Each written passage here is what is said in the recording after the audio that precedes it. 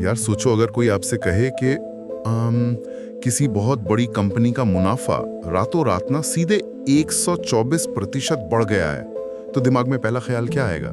मुझे लगता है कोई भी यही सोचेगा कि या तो कोई बहुत बड़ा खजाना हाथ लग गया है या फिर अचानक से कंपनी की कोई लॉटरी लग गई है। हाँ बिल्कुल, मतलब यही लगता है ना कि कुछ तो बहुत ही आउट ऑफ द बॉक्स हुआ है। लेकिन क्या हो अगर ये जो खजाना है ना, ये असल में सिर्फ अकाउंटिंग या कह लो बही खातों का एक बहुत ही दिलचस्प पेच हो। ये एक बहुत ही सॉलिड सवाल है और अक्सर असलियत इन्हीं पेचों में होती है। राइट, तो आज के हमारे इस डीप डाइव में ना हम इसी पहेली को सुलझाने वाले हैं। आज हमारी चर्चा के सेंटर में है अदानी एनर्जी सॉल्यूशंस लिमिटेड, जैसे लोग शॉर्ट में AESL कहते हैं। जी, AESL। तो हम उनकी फाइनेंशियल ईयर 27 की पहली तिमाही मतलब Q1 FY 27 की जो रिपोर्ट आई है और जो उनका इन्वेस्टर प्रेजेंटेशन है, उसके पन्नों में आज गहराई से गोता लगाने वाले हैं। और मुझे लगता है गोता लगाना भी बनता भी है, क्योंकि हेडलाइन नंबर्स जो है वो सच में काफी शॉकिंग है। शॉकिंग तो हैं, मतलब आप नंबर सुनो, प्रॉफिट सीधे 124.2% उछलकर 1149 करोड़ रुपए हो गया है और जो टोटल रेवेन्यू है ना वो भी 42.4% बढ़कर 9,711 करोड़ रुपए तक पहुंच गया है, जो कि बहुत बड़े नंबर हैं। बहुत बड़े। तो चलिए इसे थोड़ा आसान भाषा में समझते हैं। मतलब मैं ये सोच रहा था कि क्या ये जंप सिर्फ इसलिए है क्योंकि पता नहीं देश में अचानक लोगों ने बहुत ज्यादा AC और बिजली इस्तेमाल करना शुरू कर दिया है, या फिर इन भारी भरकम फाइनेंशियल आंकड़ों के पीछे कोई बहुत बड़ी कहानी बन रही है? देखिए, ये जो सवाल है ना आपका, ये इस पूरी रिपोर्ट की जान है। और सच कहूं तो इसका जवाब आपको सिर्फ एक क्वार्टर की बैलेंस शीट या P&L स्टेटमेंट में उसमें तो नहीं मिलेगा। अच्छा, तो फिर कहाँ देखना होगा हमें? इन नतीजों को समझने के लिए ना हमें थोड़ा पीछे हटना होगा, एक बहुत बड़े मैक्रो पिक्चर को देखना होगा। मैक्रो पिक्चर मतलब इकोनॉमी के लेवल पर? बिल्कुल, ये असल में भारत की 2047 तक एक डेवलप्ड इकोनॉमी यानी विकसित अर्थव्यवस्था बनने की जो यात्रा है ना, जहां $35 ट्रिलियन की GDP का टारगेट है, ये उसका हिस्सा है। 35 ट्रिलियन डॉलर्स। हाँ, और हम इस वक्त एक multi decade infrastructure super cycle के बिल्कुल बीचों बीच खड़े हैं। मल्टी डिकेड सुपर साइकिल मतलब जो कई दशकों तक चलने वाला है, राइट? हाँ, सही कहा। एक ऐसा बुनियादी विकास का चक्र जो 1 या 2 साल में खत्म नहीं होगा।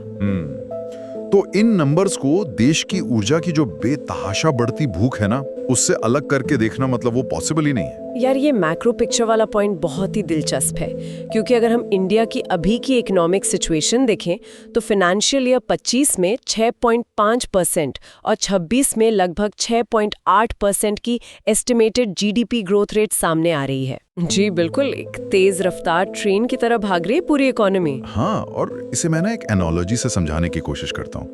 जैसे UPI ने भारत में डिजिटल पेमेंट्स की पूरी दुनिया को ही पलट कर रख दिया। मतलब सोचो, FY 25 में ही 186 बिलियन ट्रांजैक्शंस हुए हैं। वो नंबर्स तो खैर अपने आप में क्रेजी हैं। एकदम क्रेजी।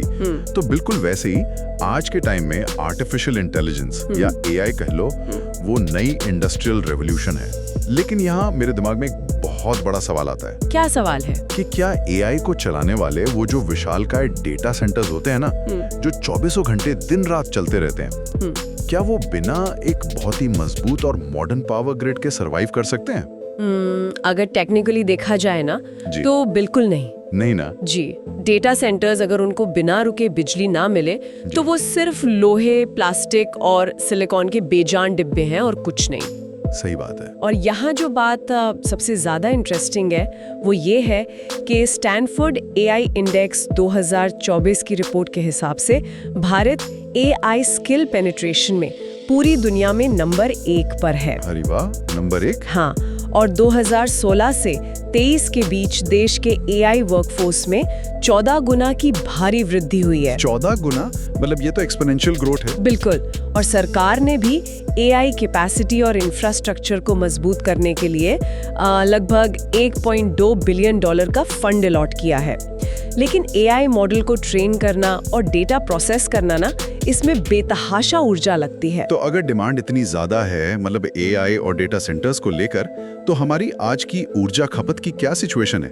क्या हम इस मांग को पूरा करने के लिए तैयार बैठे हैं? देखिए, असल में यही वो जगह है जहां ग्रोथ का सबसे बड़ा गैप और मैं कहूंगी कि गैप के साथ साथ अवसर भी दोनों मौजूद है। अच्छा, कैसे? हाँ, क्योंकि आज भी भारत में जो पर कैपिटा बिजली की खपत है ना, वो ग्लोबल एवरेज की लगभग 1/3 ही है। सिर्फ 1/3? हाँ, दुनिया का एवरेज जहाँ लगभग 3.8 मेगावाट आवर हर साल है, वहीं भारत अभी सिर्फ 1.4 मेगावाट आवर पर ही खड़ा है। ओह, तो मतलब हमारे पास ग्रो करने के लिए बहुत बड़ा रनवे है अभी। एग्जैक्टली। और जैसे जैसे ये एआई क्रांति आगे बढ़ेगी ना, इंडस्ट्रीज लगेंगी, लोग और ज्यादा डिजिटल होंगे, तो ये जो खपत है ये आसमान छुएगी।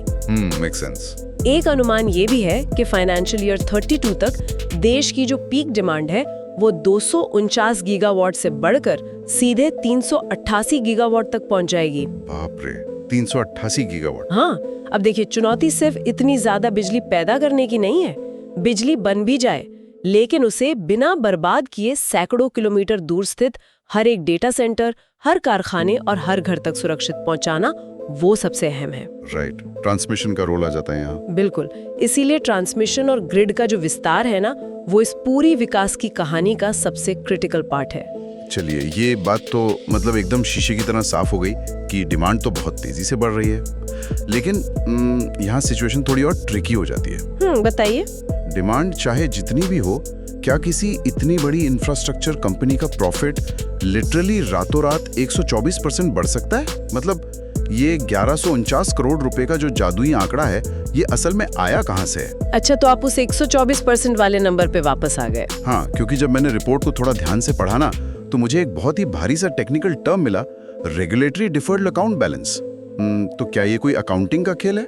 देखिए, इस टर्म ने वाकई में कई एनालिस्ट का ध्यान खींचा है और इसे समझना बहुत जरूरी है, क्योंकि इसी में उस 124% वाले उछाल का पूरा रहस्य छिपा है। हाँ, तो प्लीज थोड़ा आसान भाषा में समझाइए। इंफ्रास्ट्रक्चर और पावर सेक्टर में ना एक बहुत ही अलग तरह का नियम काम करता है। कई बार कंपनियां इंफ्रा बनाने या ऑपरेशंस में आज अपना पैसा खर्च करती हैं, लेकिन जो रेगुलेटर होता है यानी नियामक, वो उन्हें वो खर्च कस्टमर से तुरंत वसूलने की परमिशन नहीं देता। अच्छा, तुरंत नहीं वसूल सकते? नहीं, रेगुलेटर कहता है कि आप इस खर्च को भविष्य में वसूल सकते हैं। यार, ये तो थोड़ा उलझा हुआ लग रहा है। मतलब क्या हम इसे किसी रोजमर्रा के डेली लाइफ वाले एग्जाम्पल से समझ सकते हैं? हाँ, बिल्कुल समझ सकते हैं। मान लीजिए एक रेस्टोरेंट है जो बहुत अच्छे पिज्जा बनाता है। ठीक है, पिज्जा तो मुझे बहुत पसंद है। हाँ, तो मान लीजिए अचानक मार्केट में टमाटर की बहुत भारी कमी हो जाती है और टमाटर के दाम बिल्कुल आसमान छूने लगते हैं। जो कि इंडिया में अक्सर होता ही रहता है। सही कहा। अब रेस्टोरेंट को तो महंगे टमाटर खरीदने ही पड़ेंगे ना, मतलब उनका जो खर्च है वो बढ़ गया। राइट। लेकिन शहर का जो प्रशासन है वो कहता है कि देखिए, आप आज ही पिज्जा के दाम नहीं बढ़ा सकते, क्योंकि इससे लोग परेशान हो जाएंगे। प्रशासन कहता है कि आप ये महंगा टमाटर अभी खरीद लीजिए और अगले साल आप पिज्जा के दाम थोड़ा बढ़ाकर ये पैसा आराम से वसूल कर लेना। अच्छा। हाँ, तो अब रेस्टोरेंट को आज तो नुकसान हो रहा है, लेकिन उसे पता है कि ये पैसा अगले साल वापस मिल ही जाएगा। तो ये जो भविष्य में पैसा वसूलने का अधिकार है ना, इसे ही फाइनेंस की भाषा में रेगुलेटरी डेफरल अकाउंट कहते हैं। यार, ये एनालॉजी एकदम परफेक्ट है, मतलब दिमाग की बत्ती जल गई। तो अगर हम इसी पिज्जा वाले एग्जाम्पल को अदानी एनर्जी सॉल्यूशंस की बैलेंस शीट पर फिट करें, तो पिछले साल और इस साल में एग्जैक्टली क्या फर्क आया? पिछले साल इसी क्वार्टर में यानी Q1 में कंपनी को पिज्जा वाले रेस्टोरेंट की तरह ही एक बहुत बड़ा खर्च उठाना पड़ा था। ओके। उन्हें अपने रेगुलेटरी डेफरल अकाउंट में 503.89 करोड़ रुपए का खर्च यानी एक्सपेंस दिखाना पड़ा था। 503 करोड़ का खर्च, ठीक है। लेकिन इस साल की इसी तिमाही में सिचुएशन बिल्कुल पलट गई। इस साल उन्हें अपना वो पुराना पैसा वसूलने की परमिशन मिल गई। अच्छा, मतलब वो महंगे टमाटर का पैसा वापस आ गया। एग्जैक्टली। और इस अकाउंट में इस बार 28.55 करोड़ रुपए की इनकम दर्ज हुई। ओहो, तो मतलब अगर मैं गणित के हिसाब से देखूं तो पिछले साल -503 करोड़ और इस साल +28 करोड़। यार, ये तो बहुत बड़ा स्विंग है। एकदम सही पकड़ा आपने। ये कुल मिलाकर 532.44 करोड़ रुपए का भारी बदलाव या कह लें स्विंग है। पिछले साल जो 500 करोड़ का बड़ा सा गड्ढा था ना, वो इस साल भर गया। समझ गया। तो यही वो मेन रीजन है जिसने जो हेडलाइन प्रॉफिट है यानी 1149 करोड़ का आंकड़ा, उसे सीधे 124% तक उछाल दिया। वाव। तो ये कोई जादुई कमाई नहीं है, बल्कि सिर्फ अकाउंटिंग के नियमों के तहत पिछले साल के खर्च और इस साल के रिकवरी का अंतर है। यार यहाँ ना मुझे अब थोड़ा डाउट हो रहा है। कैसा डाउट? मतलब अगर ये पूरा 124% का जो उछाल है, ये सिर्फ वो टमाटर वाले एग्जाम्पल की तरह एक अकाउंटिंग एडजस्टमेंट ही है, तो फिर कंपनी का जो असली जमीनी बिजनेस है वो कैसा परफॉर्म कर रहा है? ये पूछना बहुत जरूरी है। हाँ, मतलब क्या उनके कोर बिजनेस में कोई एक्चुअल ग्रोथ है भी, या सब कुछ सिर्फ ये बही खातों का ही खेल चल रहा है? देखिए, ये एक बहुत ही जायज डाउट है। किसी भी कंपनी का वैल्यूएशन उसके कोर ऑपरेशंस पर ही होना चाहिए। बिल्कुल। और अगर हम इस रेगुलेटरी मूवमेंट या अकाउंटिंग स्विंग के असर को पूरी तरह से हटा भी देना, तब भी जो पिक्चर है वो काफी स्ट्रॉन्ग नजर आती है। अच्छा, एडजस्टमेंट हटाने के बाद भी? जी, इस एडजस्टमेंट के बिना भी टैक्स से पहले मुनाफे में, जिसे प्रॉफिट बिफोर टैक्स कहते हैं, उसमें रियल ग्रोथ 21.6% की है। 21.6%? हाँ, ये 1161 करोड़ रुपए से बढ़कर अब 1412 करोड़ रुपए हो गया है। 21.6% की ग्रोथ, मतलब इतनी बड़ी कैपिटल इंटेंसिव इंडस्ट्री में जहां इतनी भारी भरकम मशीनरी और कई सालों के प्रोजेक्ट्स होते हैं, वहां ये नंबर तो काफी सॉलिड माना जाएगा। सिर्फ यही नहीं, प्रति शेयर आय, जिसे हम EPS कहते हैं, वो भी 6 रुपए 88 पैसे से 37.2% उछलकर 9 रुपए 44 पैसे हो गया है। अरे वाह, EPS भी बढ़ गया। हाँ, और अगर हम सिर्फ उनके मेन ट्रांसमिशन सेगमेंट को देखें ना, मतलब जो बिजली के तार बिछाने वाला कोर बिजनेस है, उसके रेवेन्यू में 52.4% की बहुत ही भारी और एक्चुअल ग्रोथ हुई है। 52.4%? सिर्फ कोर ट्रांसमिशन में? जी, वो अब 3335 करोड़ रुपए तक पहुंच गया है।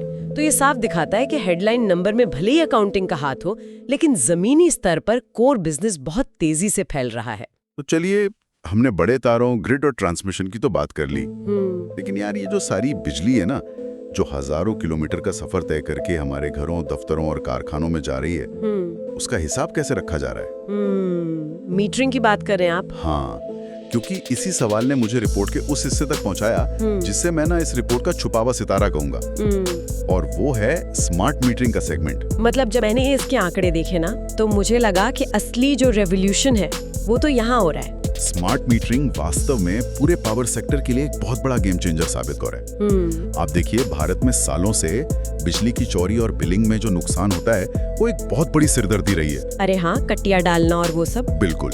तो सरकार अब क्या चाहती है कि हर पुराने मीटर को स्मार्ट मीटर से रिप्लेस कर दिया जाए, ताकि हर एक यूनिट का एकदम डिजिटल हिसाब रखा जा सके। वैसे सीधा 346.99 करोड़ रुपए हो गया है। शानदार ग्रोथ है। लेकिन जो नंबर किसी को भी सच में हैरान कर देगा ना, वो है इन मीटरों को लगाने की स्पीड। मतलब कुछ समय पहले तक ये कंपनी हर महीने लगभग 56,000 मीटर लगा रही थी जी, और अब ये रेट सीधे 8 लाख मीटर हर महीने तक पहुंच गई है। मतलब 8 लाख एक महीने में, ये तो 14 गुना की एक अनबिलीवेबल छलांग है।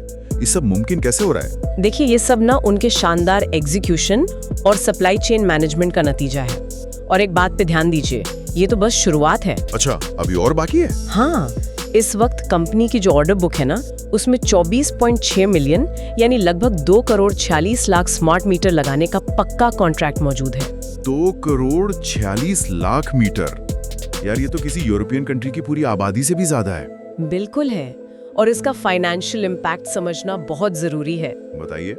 इस एक कॉन्ट्रैक्ट का सीधा सा मतलब ये है कि अगले 7.5 सालों में कंपनी को सिर्फ इस स्मार्ट मीटर सेगमेंट से लगभग 295 बिलियन रुपए यानी 29,500 करोड़ रुपए का पक्का रेवेन्यू मिलने वाला है। वाओ, 29,500 करोड़। जी, ये एक ऐसा कैश फ्लो है जिसकी पूरी गारंटी है, क्योंकि ये सारे कॉन्ट्रैक्ट सरकारी एजेंसीज के साथ साइंड है। और यार, ऐसा लग रहा है कि वो लोग ना यहीं रुकने वाले नहीं है। रिपोर्ट में एक नए एक्विजिशन का भी जिक्र था, इंटेलीस्मार्ट नाम है शायद। ये क्या कहानी है? ये उनकी एक्सपेंशन पॉलिसी का एक बहुत बड़ा स्ट्रेटेजिक मूव है। कंपनी ने 3050 करोड़ रुपए में इंटेलीस्मार्ट इंफ्रास्ट्रक्चर की पूरी हिस्सेदारी खरीदने का अग्रीमेंट किया है।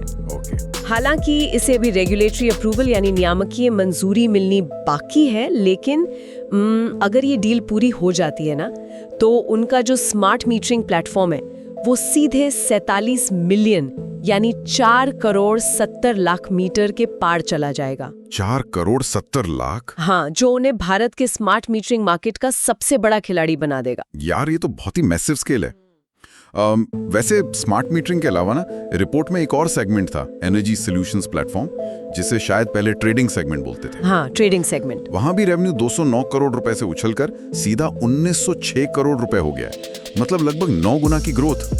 ये प्लेटफॉर्म असल में करता क्या है? तो ये जो प्लेटफॉर्म है ये मेनली कमर्शियल और इंडस्ट्रियल ग्राहकों को, जिन्हें CNI कस्टमर्स कहते हैं, उन्हें कस्टमाइज्ड एनर्जी सॉल्यूशंस देता है।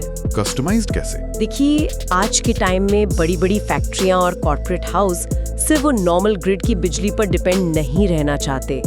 उन्हें 24 घंटे रिन्यूएबल एनर्जी चाहिए, उन्हें अपने कार्बन क्रेडिट्स का हिसाब रखना है और पावर ट्रेडिंग में भी पार्टिसिपेट करना है। अच्छा, सस्टेनेबिलिटी गोल्स वगैरह के लिए। बिल्कुल। तो ये प्लेटफॉर्म उन्हें सीधे यही डिजिटल और कस्टमाइज सेवाएं दे रहा है। मार्केट में जैसे जैसे बिजली की खरीद फरोख्त डिजिटल और स्मार्ट हो रही है ना, ये सेगमेंट बहुत ही तेजी से बूम कर रहा है। चलिए, ये सब तो सुनकर बहुत ही अच्छा और प्रॉमिसिंग लग रहा है, लेकिन अब मुझे लगता है टाइम आ गया थोड़े कड़े और मुश्किल सवाल पूछने का। मैं तैयार हूँ, पूछिए। मतलब इतनी तेज ग्रोथ, नई कंपनियों को खरीदना, करोड़ों स्मार्ट मीटर लगाना और इतने बड़े बड़े इंफ्रा प्रोजेक्ट्स, यार ये सब मुफ्त में तो आते नहीं है ना? बिल्कुल नहीं। इन सब के लिए बहुत भारी कैपिटल चाहिए, और यहीं पर बैलेंस शीट का वो हिस्सा सामने आता है जो अक्सर एनालिस्ट्स को डरा देता है, और वो है कंपनी का कर्ज, यानी डेट। इंफ्रास्ट्रक्चर सेक्टर की कोई भी चर्चा कर्ज के बिना तो अधूरी ही है। ये एक बहुत ही वैलिड और इम्पोर्टेंट मुद्दा है। तो अगर हम रिपोर्ट के नंबर्स देखें तो ग्रुप का कुल कर्ज 24.60% बढ़कर 50,841 करोड़ रुपए हो गया है जी। और इसके साथ ही जो डेट टू इक्विटी रेशियो है वो भी 1.73 से बढ़कर 1.84 हो गया है। यार 50,000 करोड़ का कर्ज कोई छोटी मोटी रकम नहीं है। नहीं है, बिल्कुल सही बात है। तो ऐसे टाइम में जब ग्लोबल मार्केट इतना अनस्टेबल है, इंटरेस्ट रेट्स ऊपर नीचे हो रहे हैं, क्या इतनी तेजी से कर्ज बढ़ाना एक खतरे की घंटे नहीं है? मतलब क्या ये टिक टिक करता हुआ टाइम बम नहीं हो सकता? देखिए, सरफेस लेवल से देखने पर ना ये 50,000 करोड़ का नंबर वाकई डरावना लग सकता है, और आपका जो ये डर है वो बहुत स्वाभाविक है। हाँ। लेकिन फाइनेंस की दुनिया में कर्ज अपने आप में बुरा नहीं होता। बुरा तब होता है जब आपकी कमाई उस कर्ज का जो ब्याज है वो चुकाने के लिए काफी ना हो। ओके, तो कमाई से कंपेयर करना जरूरी है। बिल्कुल। इसे और गहराई से समझने के लिए हमें एक और मैट्रिक देखना होगा, जिसे इंटरेस्ट सर्विस कवरेज रेशियो यानी ISCR कहते हैं। आसान भाषा में कहें तो ये रेशियो हमें ये बताता है कि कंपनी जो कमाई कर रही है वो उसके ब्याज चुकाने की जो लायबिलिटी है उससे कितनी ज्यादा है। एकदम सटीक। और सबसे राहत की बात इसमें यह है कि कर्ज बढ़ने के बावजूद ये जो रेशियो है ना, ये 1.74 से सुधरकर 2.25 गुना हो गया है। अच्छा, मतलब रेशियो इंप्रूव हुआ है। हाँ, इसका सीधा सा मतलब ये है कि कंपनी की जो कमाई और कैश फ्लो है वो उसके कर्ज के मुकाबले कहीं ज्यादा तेजी से बढ़ रहा है। तो वो अपना ब्याज चुकाने की कैपेसिटी में पिछले साल के मुकाबले आज बहुत बेहतर स्थिति में है। चलिए, ये रेशियो सुनकर थोड़ी तसल्ली तो मिलती है, लेकिन ये जो इतना सारा नया कर्ज लिया जा रहा है, ये जा कहाँ रहा है? मतलब क्या ये सिर्फ पुराने कर्ज को चुकाने में घुमाया जा रहा है, या इससे कुछ नया एसेट भी बन रहा है? नहीं नहीं, ये पैसा पूरी तरह से कैपिटल एक्सपेंडिचर या कह लें कैपेक्स में जा रहा है, मतलब नई संपत्तियां और इंफ्रास्ट्रक्चर बनाने में। ओके। कंपनी ने अपना जो कैपेक्स है ना, वो पिछले फाइनेंशियल ईयर के मुकाबले डबल कर दिया है, जो अब 11,444 करोड़ रुपए हो गया है। डबल कर दिया? जी। और उनके पास फ्यूचर प्रोजेक्ट्स के लिए 59,304 करोड़ रुपए की एक बहुत ही बड़ी ऑर्डर बुक है। 59,000 करोड़ की ऑर्डर बुक? हाँ, और इसमें जो सबसे खास है ना, वो है 25,000 करोड़ रुपए का एक बहुत ही विशाल HVDC यानी high voltage direct current order. ये HVDC क्या भला है, और ये जो हमारे नॉर्मल बिजली के तार होते हैं उनसे कैसे अलग है? इसे ना आप बिजली का एक विशाल एक्सप्रेसवे समझ लीजिए। एक्सप्रेसवे? हाँ, आमतौर पर हमारे घरों तक जो बिजली आती है वो AC यानी ऑल्टरनेटिंग करंट होती है, लेकिन जब आपको हजारों मेगावाट बिजली एक स्टेट से दूसरे स्टेट में मतलब सैकड़ों किलोमीटर दूर भेजनी हो ना, तो एसी लाइनों में बहुत ज्यादा एनर्जी वेस्ट हो जाती है। अच्छा, ट्रांसमिशन लॉस जो होता है। बिल्कुल। तो HVDC लाइनों में बिजली को डायरेक्ट करंट में बदला जाता है, जिससे ट्रांसमिशन के दौरान ऊर्जा का जो नुकसान है वो लगभग ना के बराबर होता है। ओहो, ये तो बहुत एफिशिएंट है। हाँ, और चूंकि भारत में जो रिन्यूएबल एनर्जी है जैसे सोलर पावर, वो रेगिस्तानी या दूर दराज के इलाकों में बनती है और उसकी जो खपत है वो शहरों या डेटा सेंटर्स में होती है। इसीलिए इस एक्सप्रेसवे का बनना देश के लिए बहुत ही क्रिटिकल है। यार, ये टेक्नोलॉजी तो सच में शानदार है। लेकिन मैं ना फिर से उस कर्ज वाले रिस्क पर वापस आना चाहूंगा। जी, पूछिए। मान लीजिए कल को इकोनॉमी में बहुत भयंकर मंदी आ जाती है, फैक्ट्रियां बंद हो जाती हैं और जो पावर की डिमांड है वो अचानक से गिर जाती है, तो क्या तब भी ये 50,000 करोड़ का कर्ज सेफ रहेगा? ये एक बेहद शानदार सवाल है और मैं कहूंगी कि यहीं पर इस पूरे बिजनेस मॉडल की जो सबसे बड़ी खूबसूरती और सेफ्टी है ना, वो छिपी हुई है। अच्छा, वो कैसे? इसके लिए हमें समझना होगा कि भारत में पावर ट्रांसमिशन एसेट्स काम कैसे करते हैं। देखिए, इनका जो लाइफ स्पैन है वो 35 साल का होता है। 35 साल काफी लंबा है। हाँ, और सबसे बड़ी बात, इनका जो टैरिफ है ना वो पहले से तय होता है। सरकार और रेगुलेटर एक सिस्टम का इस्तेमाल करते हैं जिसे अवेलेबिलिटी बेस्ड टैरिफ कहते हैं। क्या आप इसके पीछे का लॉजिक समझा सकती हैं? मतलब रेगुलेटर ऐसा करते क्यों हैं? देखिए, बहुत सिंपल है।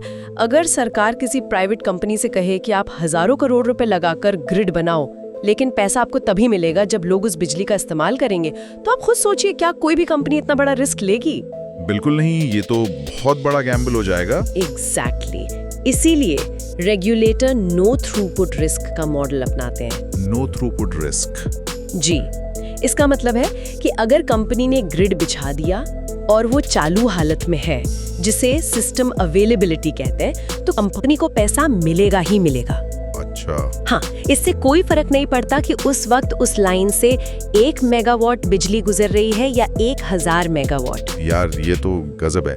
मतलब अगर ग्रिड चालू है तो बिल पक्का है? 100% पक्का है। और इस वक्त कंपनी के नेटवर्क की जो अवेलेबिलिटी है ना, वो 99.7% से भी ऊपर है। वाह। तो 35 साल की फिक्स्ड इनकम और ये जो गारंटी है कि मार्केट का डिमांड रिस्क उन पर नहीं आएगा, इसी वजह से बैंक्स इन्हें बहुत आसानी से कर्ज देते हैं। ये बेसिकली एक low risk regulated infrastructure business है। तो कुल मिलाकर अगर हम अपनी इस पूरी विस्तृत चर्चा को समेटें, तो ये एकदम साफ हो जाता है कि अदानी एनर्जी सॉल्यूशंस अब सिर्फ वो एक बिजली के खंभे और तार बिछाने वाली कंपनी तो बिल्कुल नहीं रह गई है। बिल्कुल नहीं। मतलब 124% का वो जो चमचमाता हुआ हेडलाइन प्रॉफिट है, वो भले ही काफी हद तक रेगुलेटरी डेफरल अकाउंट के उस स्विंग का नतीजा हो, लेकिन जो कोर बिजनेस की 21.6% की रियल ग्रोथ है, स्मार्ट मीटर लगाने की वो 14 गुना तेज रफ्तार और 59,000 करोड़ से ज्यादा की सेफ ऑर्डर बुक, ये सब बताता है कि कंपनी भारत के इंफ्रा डेवलपमेंट का एक बहुत ही प्रमुख इंजन बन रही है। इसमें कोई शक नहीं है। और अगर हम इन फाइनेंशियल आंकड़ों के पार जाकर देखें ना, तो ये कंपनियां असल में भविष्य के डिजिटल भारत की एक बहुत ही मजबूत नींव रख रही हैं। और ये सब किसी भी आम इंसान के लिए क्यों मायने रखता है? क्योंकि यार, हम जिस फ्यूचर की तरफ बढ़ रहे हैं ना, चाहे वो सड़कों पर दौड़ती हुई इलेक्ट्रिक गाड़ियां हों, हमारे घरों को कंट्रोल करने वाले स्मार्ट डिवाइसेस हों, या फिर AI से चलने वाली वो सारी एडवांस टेक्निकें जिनका हमने स्टार्टिंग में जिक्र किया था, इन सब का वजूद एक बेहद मजबूत डिजिटल और स्मार्ट पावर ग्रिड पर ही टिका हुआ है। बिल्कुल। अगर ग्रिड कमजोर पड़ा ना, तो पूरा का पूरा डिजिटल इकोसिस्टम ठप हो जाएगा। सही बात है। तो इस डीप डाइव को खत्म करने से पहले ना, मैं एक बहुत ही नए और फ्यूचरिस्टिक आइडिया पर बात करना चाहूंगा, जो इस रिपोर्ट के पन्नों में ही कहीं छुपा हुआ था। कौन सा आइडिया? देखिए, हम सब सोचते हैं कि पावर कंपनियों का काम सिर्फ बिजली पहुंचाना है ना? हाँ, नॉर्मली यही सोचते हैं। लेकिन ये कंपनी अब एक बिल्कुल नए कॉन्सेप्ट पर काम कर रही है, district cooling as a service. उन्होंने 2,50,000 टन रेफ्रिजरेशन की टारगेट मार्केट पर नजर गड़ाई है। अच्छा। मतलब वो सिर्फ बिजली नहीं बेचेंगे, बल्कि सीधा कूलिंग या ठंडक को एक सर्विस के रूप में देंगे, ठीक वैसे ही जैसे आप नेटफ्लिक्स या कोई सॉफ्टवेयर सब्सक्राइब करते हैं। यार, ये वाकई में एक बहुत ही फ्यूचरिस्टिक मॉडल है ना? तो बस जाते जाते आप सबके सोचने के लिए एक दिलचस्प विचार छोड़ रहा हूं।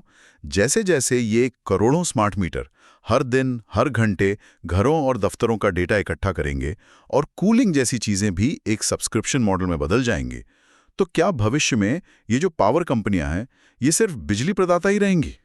बहुत गहरा सवाल है। या फिर क्या वे अपनी इस अभूतपूर्व पहुंच के जरिए भारत की नई डिजिटल इकोनॉमी का सबसे महत्वपूर्ण और सबसे बड़ा डेटा हब बन जाएंगी? क्योंकि भविष्य सिर्फ तारों में बहती बिजली का नहीं है, बल्कि उस बिजली के साथ बहते डेटा का भी है। इस विचार पर आप जरूर सोचें और खुद अपनी रिसर्च करें। बिल्कुल, बहुत बढ़िया थॉट है ये।